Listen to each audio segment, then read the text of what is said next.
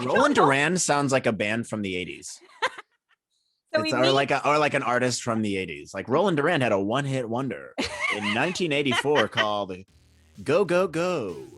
It's like by Roland Durand. He's like go go go go. I need to go go go. That's more like 50s, but whatever. You get the picture.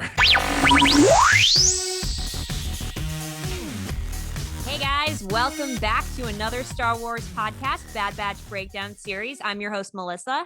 And I'm your host, Matt. So welcome to the show.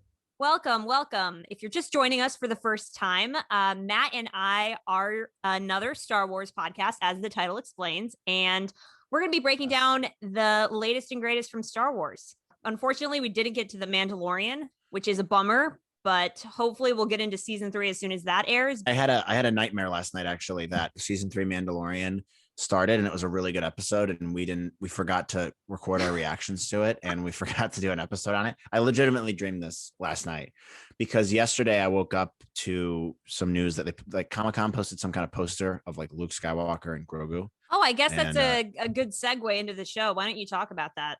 Yeah, so I don't know. I saw this yesterday. I saw Comic-Con posted a photo of Luke Skywalker, a long, young, hunky Luke with a little Grogu, and they're like forcing around parts of a lightsaber, and Luke's holding a yellow kyber crystal.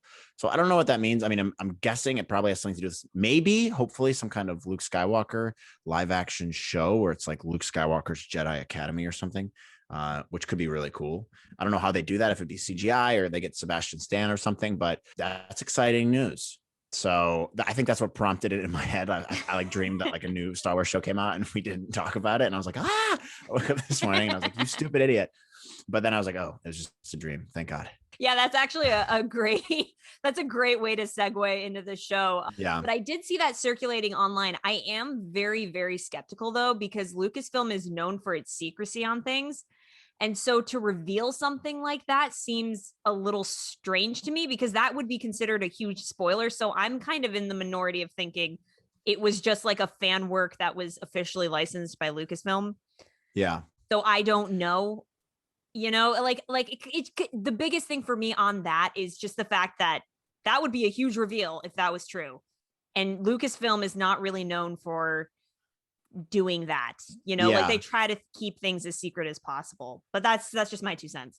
Yeah, I agree. I think it'd be a little weird. Like, I mean, it is a cool teaser, I guess. It kind of would make some kind of sense, but it is, I mean, maybe it was just like a fan thing that, they just licensed it and they've released it because it was cool. And it kind of gives people a visualization as to what happens in the prologue of, or epilogue rather, of Mandalorian season 2. But it's a cool picture. I mean, if you look at it, you got Luke Skywalker's not wearing all black. He has more like the Jedi beige robes going on, and then he got out of his emo phase. He did. He's not goth anymore.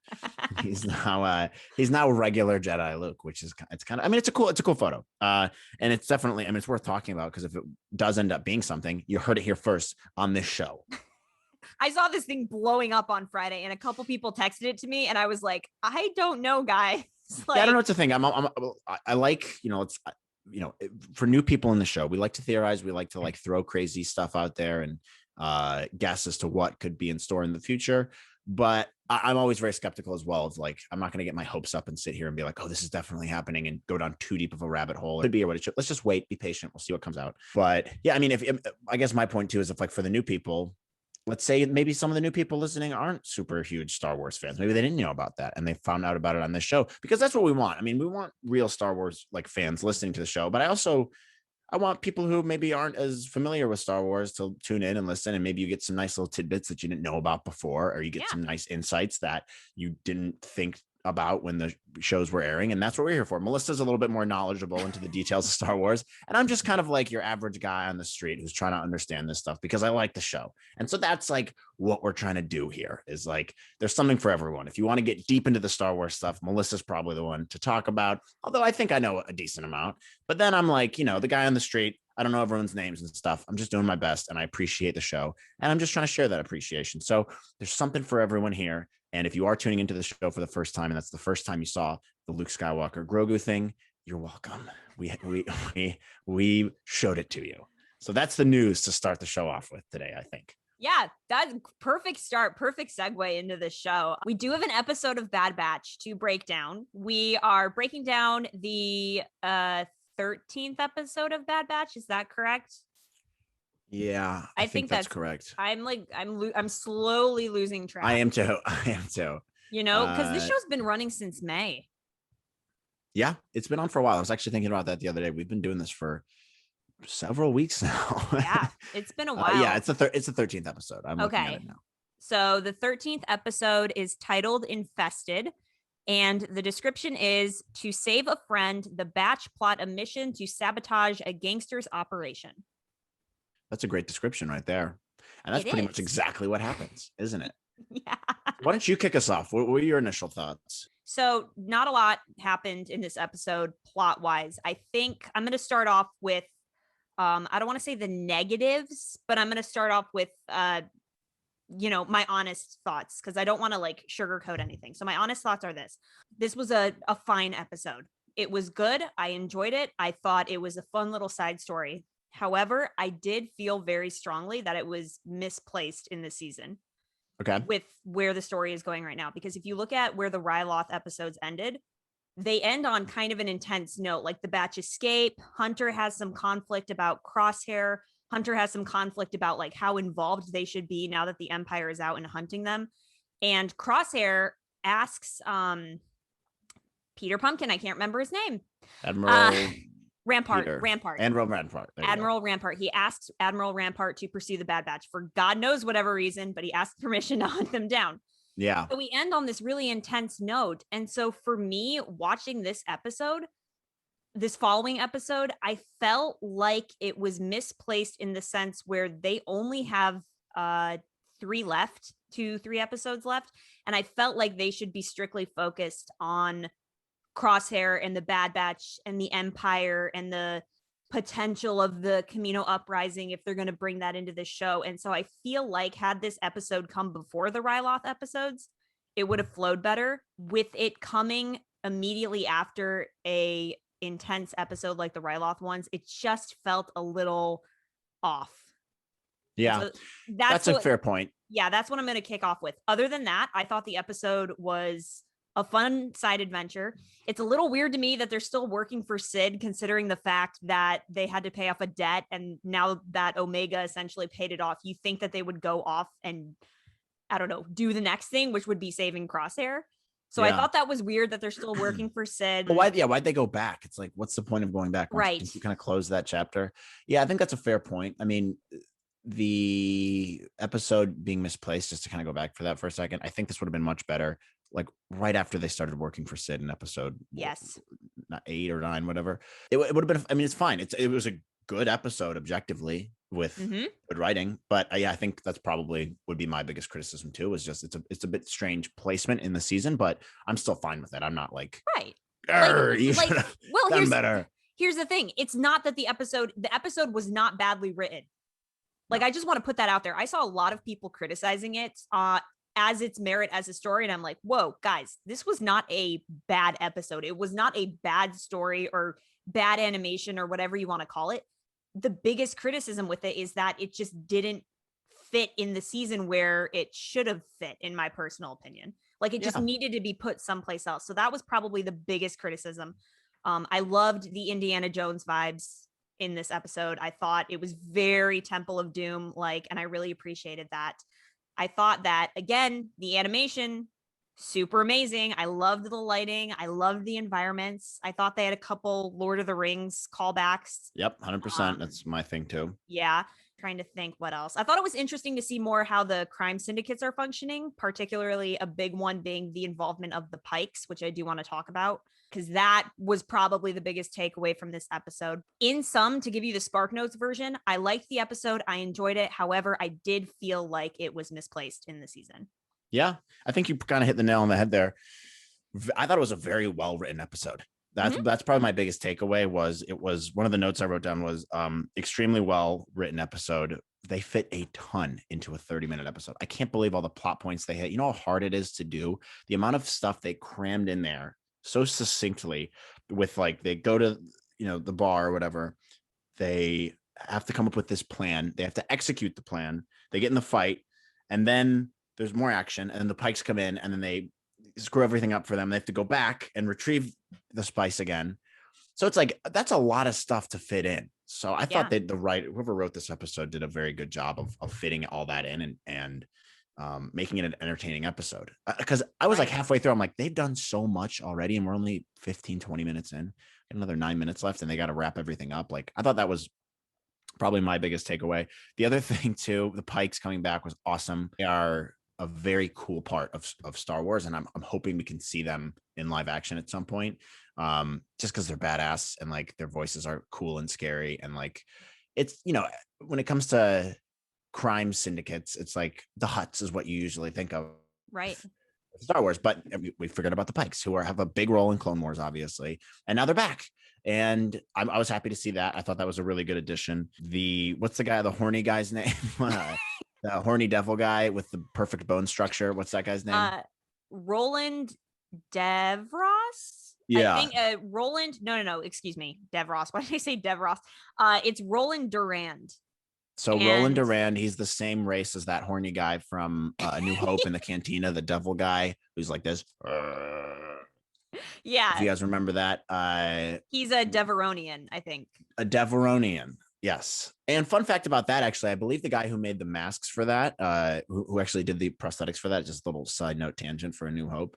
He was a guy that George Lucas worked with. I think he worked on Werewolf in London as well, was another movie that he helped do the special effects for and stuff. And George Lucas had approached him about coming up with some aliens for the bar, for the scene. And he just gave him like a bunch of masks that he would just kind of like messing around on. And that he was just on his wall. He's like, I'm just going to give him all these things. So it was something that was like sitting in his studio. And George Lucas was like, all right, perfect. That looks like something from this universe. And so that race is born, the Devolonians, whatever. Deveronian. Yeah. So like, I don't know. It's kind of a cool side story. And there's only one shot of him in A New Hope. You just see him for 2 seconds, and it's this creepy like devil guy. And so we get to see that race come back. So I saw that, and I'm like, all right, cool. Like, it's little things like that I appreciate. And that guy was actually kind of likable, I thought.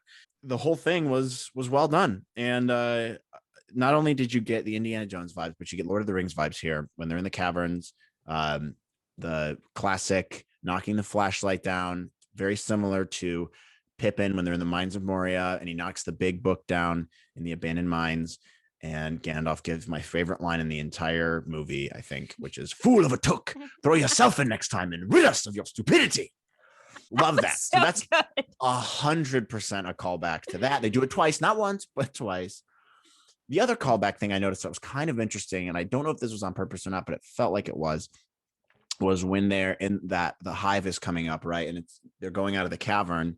I get Batman Begins vibes there. It looks like, the bats in the Bat Cave. And then the music actually sounds very similar in that scene to The Dark Knight Rises, which is like the and it sounds very similar in this episode. So I think maybe that was kind of a paying homage to it. Could have been, or maybe I'm just reading into it too much, but I thought that was cool. And I agree with you on everything. The setup of this was great. The bringing the Pikes back in was awesome. The animation was very cool. Action sequences, fantastic. So overall, good episode, but I agree with you. A little misplaced in terms of where they put it in the season, but I'm fine. I'm easygoing. I don't care. That's not ruining the show for me by any stretch of the imagination. Yeah. Great thoughts, by the way. I mean, you and I always think very similarly on what we notice. Yeah. So I feel like it's weird. It's almost like we're related or something. I know. So strange. I agree with what you had to say on the episode. Overall, good, just misplaced a little bit. I am getting kind of tired of seeing how many people complain on episodes weekly, like when they don't line up with their expectations. Going back to what you and I were saying a few weeks ago, like, just wait until the show is finished and then judge it as a whole. I mean, like, when I got on the internet after I watched this episode, I was shocked at how much negativity I saw in response to this episode. I was like, okay, guys, it was misplaced, but it wasn't a bad story. Yeah. Like, can we chill a little bit? Like, the thing that gets me is people get frustrated when there are too many character cameos in this show. And then they also get frustrated when there aren't any character cameos in this show. And then they'll be mad if we have a slower paced episode after a super fast paced one. I'm like, guys, this is just how TV works. Like, yeah, you can't go all out every single episode. That's not how this works. And also, like, I'm happy with whatever it's content we're getting from Star Wars, and it's being well done. It's not like they're half-assing it. You know what I mean? Yeah. They are putting a lot of thought and energy into this stuff, and I'm here for the ride. And like you said, we talked about this a couple weeks ago, but let's hold our criticisms till it's all done, right? And let's say, all right, it's wrapped up. Let's look at it as a holistic picture of what the entire season was, because we don't know how this is going to end, and it could tie everything better together. And there's always episodes of TV where you walk away and you're like, that wasn't as crazy as I thought it'd be, but whatever. I'm not going to get mad and get on Twitter or Facebook and be like, I hated this episode. It's not productive. I don't like negativity. I don't like any of that. I want, let's stay as positive as we can about these things. I concur. Yep. Yeah, so that's just my 2 cents on it, but some talking points that I do want to hit today. So the first off, the character that we are introduced to in this episode, Roland Durand. I want to say Devros. Why do I want to say? I feel like that's a Doctor Who character name. Roland Durand sounds like a band from the 80s. So or like an artist from the 80s. Like Roland Durand had a one-hit wonder in 1984 called Go, Go, Go. And it's like by Roland Durand. He's like, go, go, go, go. I need to go, go, go. That's more like 50s, but whatever. You get the picture. Yeah. So Roland Durand, one-hit wonder from the 1980s. Interesting character. We didn't do reaction videos this week. So just side note, we didn't do those. But when I watched it, the first thought I had when I saw Roland is I thought he was a pre-existing character from Star Wars Rebels named Vizago. In Star Wars Rebels, there is a character, a smuggler named Vizago that the Ghost Crew do a lot of trading with. And he's like a very sleazy, creepy character. And so at first I thought Roland was Vizago, but it turns out that's not the case because Vizago has an accent and Roland's a little attractive, a little too attractive. Roland's to be Vizago. He's kind of a likable hunk. He reminds me of his bone structure is very similar to the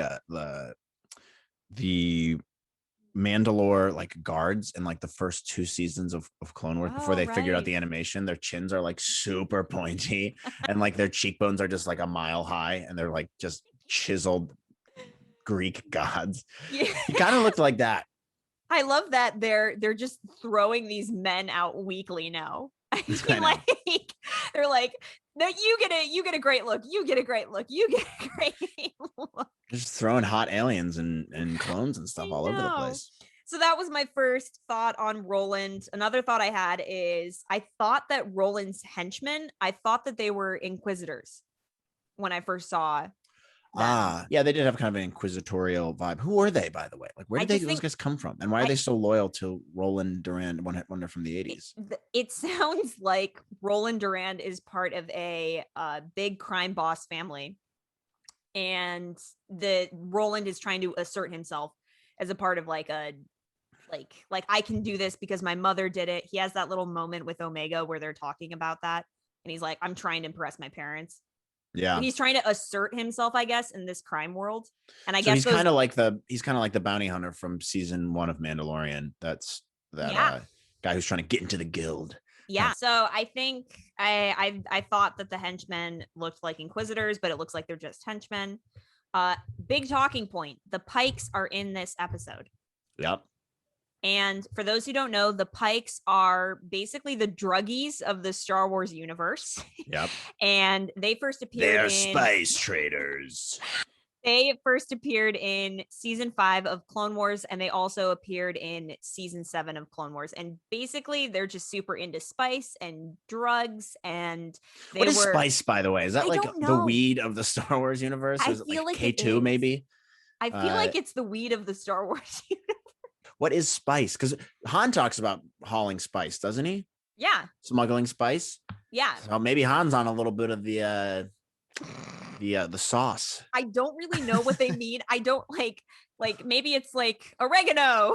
It could be. Maybe it's just delicious. Yeah, maybe it's just like cumin and oregano and maybe some chili powder and turmeric. That's what the spice. And they're just very protective of their legal spices. I don't know what spice is, but The Pikes are interesting because if you remember in season 5 of Clone Wars, they were a part of the Shadow Collective that Maul and Pre Vizsla formed when they were trying to take over Mandalore initially. What about post Vizsla? Stop. That's a terrible joke. That was kind of funny. But the Pikes were part of the Shadow Collective that Maul started. So one of the places my mind went during this episode is, okay, maybe this is a reach, maybe not. But whenever I see the Pikes, I automatically think Darth Maul, because he created the Shadow Collective with Pre Vizsla. And at the end of the Clone Wars, there is a scene in the final Siege of Mandalore arc where he is talking to the Pikes, I think the Black Sun, and what's his face from Solo? Oh God, Dryden Voss so his name Dryden Voss. Yes. So Dryden Voss. So Maul is having a conversation with all of these characters during the final Siege of Mandalore arc. And so whenever I think of the Pikes, I automatically think of Maul, because Maul is running the black market, like underground. Like he goes off and he has control of that, as we've seen in Solo. A big part of that being like Crimson Dawn and the crime syndicates. And we know that Maul has like been trying to take control. So maybe this is a stretch, but when I saw the Pikes, I was like, oh, are we getting like a Maul connection here? Or is that too far of a reach? Oh yeah. Might be a little far of a reach, but you got to theorize on these things. It very well could be. I mean, I hope so. Maul's around. He's doing something. He's up to something right now. And it could definitely be some kind of connection there. The Pikes are kind of brutal too. They're a scary, good like element to this world, to the show. I'm glad they brought him in. I think that's really cool. I thought they were going to kill Roland Durand. Oh, dude, same. I thought they cut off his head. Well, yeah, me too. Which one to surprise me, because if we talk while we're on the topic of Pre Vizsla, there's Pre Vizsla, then Post Vizsla is obviously what Maul does to his big fat head, which is he cuts it off. Okay, spoiler alert. Which is brutal. So like they will do that. They will, like, Lucas Animation has no problem with doing stuff like that. So I did think, I was like, oh, if they cut his head off, that's gnarly. But they didn't. They ended up just cutting off his horn, which this was actually one of the funnier moments of the episode for me, is when Omega looks at him. She's like, are you okay? It's like, what? No, dude, I'm not. They cut my horn off. I'm obviously not okay. It reminds me of that scene from The Office where Pam slaps Michael, and because Michael was sleeping with Pam's mom, and Pam's like, are you okay? After she slaps him, and he's like, no. That's how I would have reacted. Someone cuts my horn off, I would be upset. Okay, that's part of your whole look. It's got to be like a culture thing for them too. Yeah. Whereas like you cut off the horn, it's like you have dishonored your family. Yeah. Could totally. So I thought that was a little funny, but sorry, just I'm taking us on all sorts of tangents today. What else is new? Yeah, I know. Welcome to another Star Wars podcast, where Melissa tries to talk about the show and Matt just deviates from everything she talks about and ruins the rhythm of the show. Sorry. What do you expect? We're siblings. This is normal for our family. It really is. Other things of note that I wanted to talk about, the infestation. So I honestly thought that the creatures that come up and attack them, the Earlings, are what they're called. Yeah, the Earlings, whatever they are. So for Star Wars, see, here's a perfect comparison right here. For the Star Wars fans and geeks, everything, Melissa knows they're the Earlings. I'm a regular guy watching the show. They're bees. All right. They're big bees, and they're in a hive. So she says they're Earlings, I say they're bees. And that's how, boom, we connect. So I can talk to the people who've never watched the show, and you can talk to the people who know the show and love it very well. Yes. Okay. Sorry, another tangent. So Earlings, or the bees, whatever you prefer. I legitimately thought, like, the first time we heard them, I thought they were going to be like spiders from because they have webs and stuff, right? Yeah. So they have webs. So I initially thought, and when I watched it, I yelled. I was like, if this is gonna be like anything from that scene from Lord of the Rings, I don't remember which one with the spiders. I don't remember That's when they're in Shelob's lair in Return of the King, where Sam has to go fight Shelob. Right. That is very similar vibes there. So that scene, super scary scene. Yes, that scene as a kid scared me to death. I had nightmares about that. That was the scariest thing I ever saw as a child. So going back to this episode, I thought that they were going to do something like that, and I was just holding my breath because I was like, oh God, please don't. I also thought of for all you Whovians out there, you Doctor Who fans, I know, Matt, that you've never seen an episode of Doctor Who, but there is a creature in an episode of Doctor Who, The Runaway Bride, called the Rachnos or something like that. And so I thought it was going to be like the Rachnos from Doctor Who, like something like that. Sounds like a spidery name because of the name Rack, not like arachnid. Yeah, it's called like Rachnos, and it attacks the Doctor and his companion Donna. And so I thought that it was going to be something like that, but it didn't. They were more like bees. But I thought the design of that web area and just kind of like the tension that they build as you're going through that scene, I thought that was incredibly well done, and I got a huge kick out of it, despite being terrifying. I mean, it was a very tense scene. It was one of the more tense scenes I think in the season when you're there, because no one likes bugs. But it's also like the build up. It's like you can hear the right. Oh, I also thought that they were going to be like the Geonosians. Yeah, I kind of thought they'd be like, because she said hive, so I'm like, it's going to be some kind of insect thing. It kind of reminds me a little bit of King Kong as well, the new one with Jack Black. Oh, right. Where that's one of the most terrifying scenes when they're fighting all these massive bugs and they get eaten by bugs. Like most of the crew gets eaten by these huge like centipedes and spiders and stuff. That's also a terrifying scene in a movie that no one talks about enough, but it's kind of similar to that, how they come up out of nowhere and they're attacking them and stuff. And then they have to go back and get all the stuff again. And then luckily Tech had everything worked out. Yeah, with that awesome light explosion. Yeah. So good thing he was there. Otherwise they'd be screwed. They also had some great nods, like we talked about, to Indiana Jones and the Temple of Doom with the minecart chase reference. So that was awesome. Yeah. I immediately caught on to that. Yeah. Like when they were going through, I was like, oh, Lucasfilm owns Indiana Jones. Of course they would do a reference like that. So that was awesome. Yeah. With Omega as Short Round. Yeah. Essentially what it was. No, who's the screaming chick in Temple of Doom? I hate her so much. We're not flying, we crashing. No, not that Short Round. No, that's what she says. That's what Donna says. Or not Donna. What? Indiana Jones, Temple of Doom chick. That's what I'm typing in. You know, Willie Scott. Willie. I didn't even know that was her name. I thought her name was like something generic, like Laura. Like no, it's Willie. She's the one who, she's the one who yells. They're in that raft coming out of the plane, right? Yeah. She's just like, it's such that movie is the worst Indiana Jones. It's so bad. Honestly, I don't mind that movie, but what ruins it for me is her. She's terrible. She ruins the movie for me. I don't think that movie is awful. I just think she should not be there. Yeah, she's not great. But the other two Indiana Joneses, and we don't even talk about the last one because I don't think it even deserves to be talked about. But the first two, I mean, the first and last Indiana Joneses are easily the best. Oh, for sure. For sure. But this isn't another Indiana Jones podcast, is it? It's another Star Wars podcast. So back to the point, the camera shakes with Sid and Wrecker when they're trying to get the boxes to come up. When they're the camera shakes when they were dropping down into the web. That felt like I was watching a live action movie, but it was just being applied to animation. Yeah, they're really getting the hang of the stuff and making it feel very realistic. And it'd be cool if the show could be longer. Like I feel like 30 minutes almost it restricts them to having to fit everything in. Like I like what Mandalorian did, where some episodes were like an hour, some were 35 minutes, some were 42 minutes.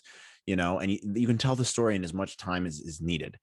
I kind of hope that's something we might be able to see with an animated show like this in the future, because even though the writing was very good, you could tell they were constrained to that 30-minute time frame. And if these episodes can be longer, you can build out the tension more and build the story out more and just develop it a little bit more. So I'm hoping that, that in conjunction with what you're talking about, these like realistic camera shake elements and stuff like it, and the writing and stuff can really develop, I think, a lot more and make the show a lot more entertaining. But I think you're totally right. They're really honing in on those little aspects that make the show feel so much more real. Right. And I think that that's what separates them from other animated shows and like things that are going on in the industry right now. Like Lucasfilm has always been pushing that bar and trying to break it since Clone Wars. And I feel like they're getting further and further and further than any other animation studio I've seen recently. So to see them bring those elements from live action and go, hey, how can we apply this to animation? is insane to me. And I hope Yeah. they keep doing that. And I hope that Disney keeps funding these projects, because I would hate it to see get cut off right as they're finding their stride, which is exactly what the show is doing right now. Yeah, it totally is. They're definitely hitting their stride. And what do we have? 4 episodes left? We're on the 13th. No, we have 3. Wow. Yeah, that's crazy. What's gonna happen? Intrigue. It could be a big 3-part arc. Who knows? I think the next episode is called War Mantle, like Project War Mantle. I think that's what the next episode is called. Oh, interessanto. And I know the last 2 episodes are a 2-parter for sure. Well, buckle in, kids. What's it called? Project War Mantle? Yeah, Project War Mantle. It's first mentioned in Rogue One. Right. I remember that now. That's the one they talk about when she's trying to find the Stardust file, right? Correct. Yeah. And then War Mantle, they mentioned it also in another episode of I think the first one, like the very first episode, it was mentioned. First or second, I'm sure. Admiral Rampart said something about it, right? Yep, Peter Pumpkin. Yeah, but I know that these last 3 episodes are probably going to be very crosshair heavy. Yeah, there's a lot of stuff they need to tie in. Now that you mentioned that War Mantle thing, it's like they kind of brought it up. We haven't really seen Tarkin in a while. They kind of have a lot of stuff I think they need to wrap up here in the next couple episodes. Right, which is why I think a lot of the arguments around this episode were rooted in good cause. I think they were rooted in good cause because they have so much that they need to tie together and they don't really have a lot of time to spare. Yeah, but also maybe like they're going to do all of that. They've always planned on doing that in the next 3 episodes, but they had maybe they're like, oh, we're making 16. We can tell it in less than 16. We'll have a couple episodes in there just for for fun. That's going to be like action, cool little things here and there, like put the Pikes in or have, Cad Bane or whatever. Like, right. There's those little things I think they can add. So they'll definitely tie it in. It's like, I'm not worried about it. I think they'll tie it up. And if they don't, then we can criticize it. But until then, let's see where it goes.